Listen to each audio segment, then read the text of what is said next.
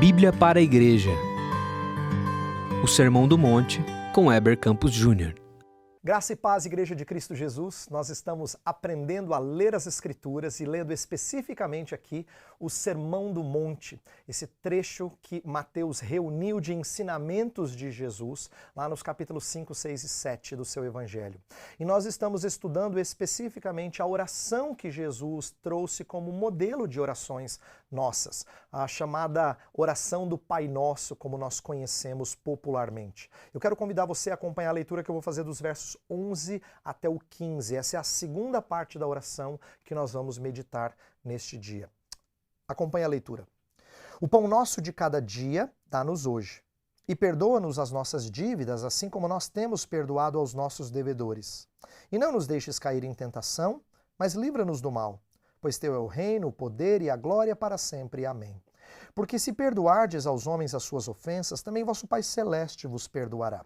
Se, porém, não perdoardes aos homens as suas ofensas, tampouco vosso Pai vos perdoará as vossas ofensas. As três primeiras petições focam na glória do Senhor, do seu nome, do seu programa, da sua vontade. As três últimas petições, elas tratam das necessidades do ser humano. Necessidades passadas, presentes e futuras. Pode prestar atenção. O pão nosso de cada dia tem a ver com hoje. Perdoa as nossas dívidas passadas e não nos deixes cair em tentação futura. Olha só como Jesus está tendo cuidado de falar de petições que abranjam tanto o nosso passado como o nosso presente e o nosso futuro. E tanto petições para necessidades físicas, como o pão, como para necessidades espirituais, como perdão e proteção.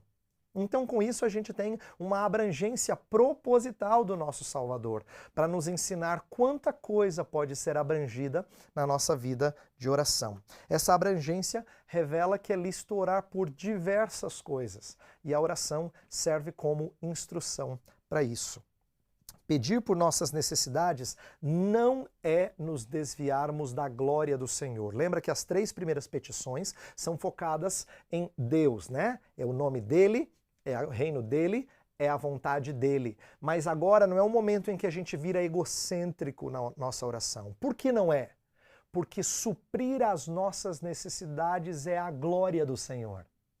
Entenda isso. Quando ele supre as suas necessidades, ele está abençoando você e revelando a sua bondade, a sua provisão, a sua misericórdia, a sua graça, o seu amor. Então nós vamos agora falar das três últimas petições. Começar com o pão nosso de cada dia dá-nos hoje. Sabe, essa é uma oração que parece irrelevante em tempos em que a gente tem muito mais do que a porção diária guardada na nossa despensa. A maioria dos que me ouvem, talvez a totalidade dos que me ouvem, não tem a preocupação de conseguir o pão de amanhã, porque já tem pelo menos um pouco guardado que consiga ser o seu sustento por alguns dias. Então por que Jesus ensina a gente a orar pela porção diária? Eu creio que ele está nos ensinando que o que nós devemos esperar do Senhor é o necessário. No capítulo 6 de Mateus mesmo, ele diz que o Pai sabe das nossas necessidades. A gente não deve esperar conforto. E nem deve esperar uma folga suficiente para termos segurança. O que a gente deve esperar do Senhor é provisão necessária. Jesus ensina a gente a se contentar com o que necessitamos. O próprio Paulo disse que nós devemos viver contentes quando a gente tem o que a gente precisa. Quando nós temos o que nós precisamos, nós devemos viver contentes. Perceba como isso controla a nossa ambição. O nosso desejo de ter mais promove uma dependência constante do Senhor. É isso que você e eu precisamos. Isso molda a maneira, a expectativa com a qual você ora e também o seu contentamento com aquilo que é básico. Então, que oração preciosa! Orar pelo pão de cada dia, porque nós temos que esperar do Senhor o suficiente para suprir necessidades. E nós temos que nos contentar com um Deus que nos atende a necessidades, não aos nossos caprichos e confortos. Eu não estou dizendo que o Senhor não possa encher sua vida de confortos, Ele frequentemente o faz. E você deve ser grato a Ele por isso. Mas gratidão não é despertada só por abundância.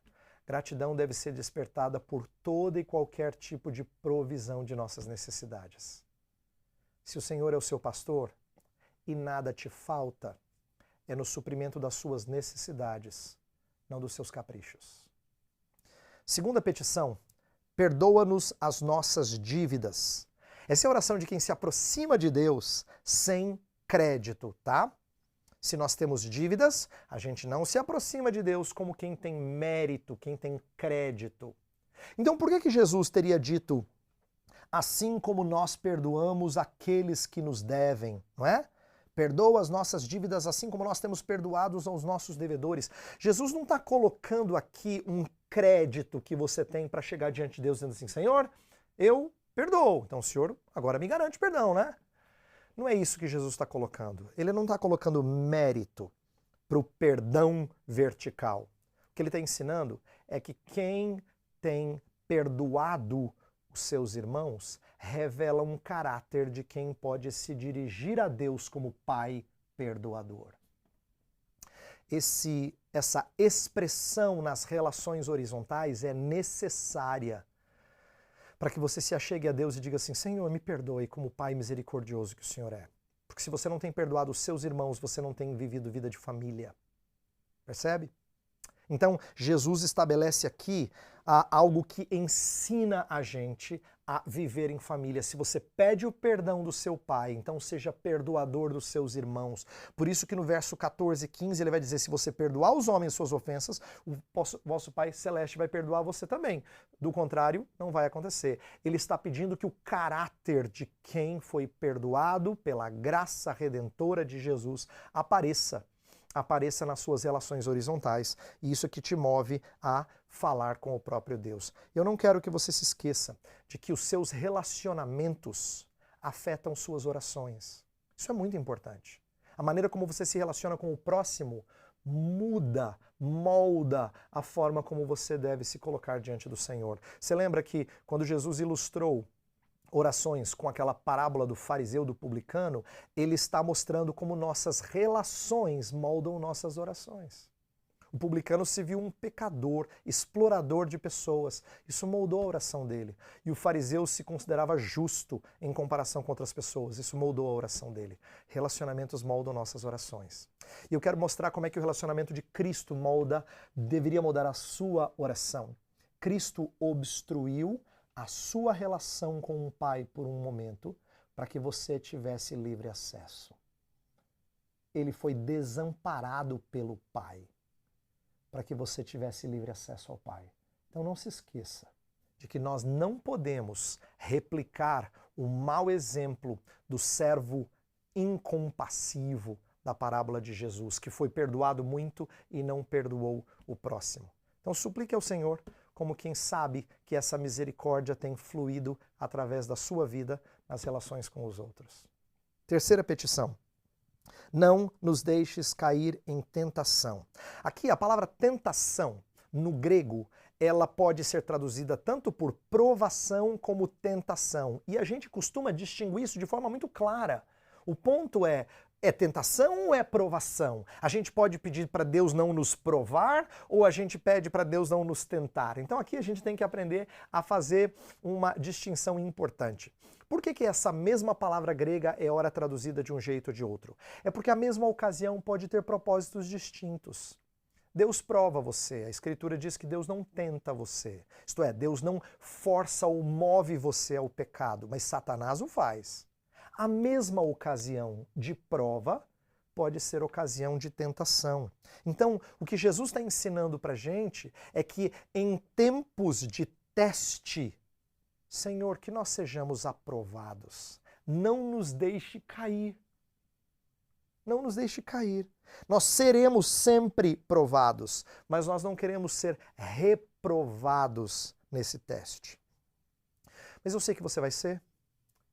Eu também serei. E por isso, eu quero terminar convocando você a ter um anelo muito belo para um cristão.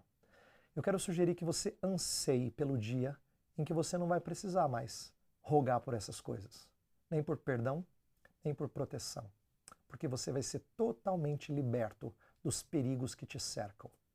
Ore por esse dia. Enquanto esse dia não chega, peça ao Senhor para te perdoar seus tropeços e para não deixar que a vida de pecado marque a sua vida. Que Deus te abençoe.